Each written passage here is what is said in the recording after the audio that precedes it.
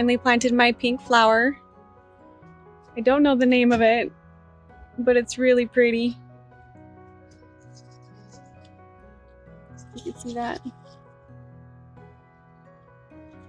The lady at Home Depot said they're really hardy, so I shouldn't have too many problems with it. Just need to make sure it's watered at least once a day. Really hoping that these will kind of droop down more like this.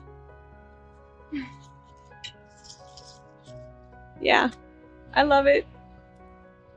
And I put it in this basket that I weaved out of Virginia creeper. So yeah, pretty happy.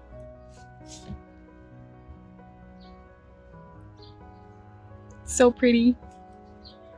All right, now I need to water my garden.